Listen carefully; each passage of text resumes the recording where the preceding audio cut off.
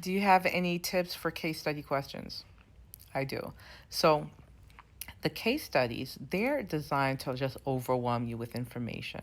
And so, what you have to do is process that information, just pull what you need. So, what you're going to do is you're going to read the case study just to get an idea of what's going on.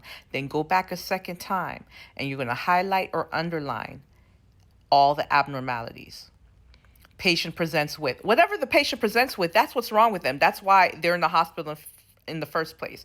So whatever the chief complaint is or whatever that patient's presenting with, you're going to highlight that. You're going to underline it. You need to pay attention to that, right?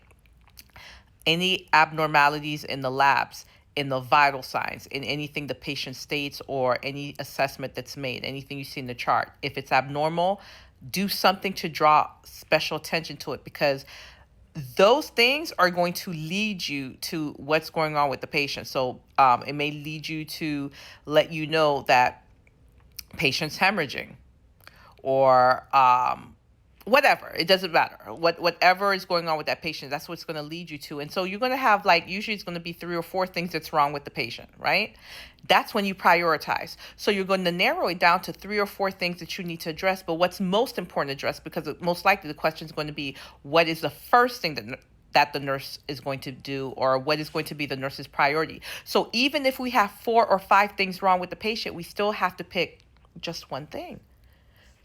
So now that comes into Maslow's hierarchy of needs. What's most important? Physiological integrity.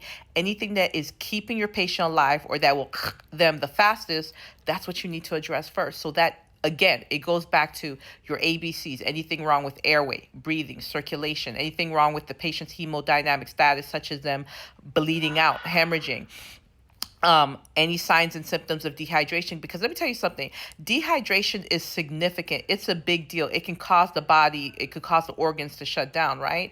So dehydration falls under there. Or the signs and symptoms, because many times they're not going to be direct. They're going to give you those signs and symptoms. You're going to look at the labs. You're going to see the H&H elevated. You're going to see patient has dry mucous membranes, etc.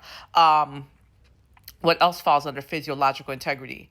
Anything wrong with the heart or the brain or the lungs. So seizures, MI,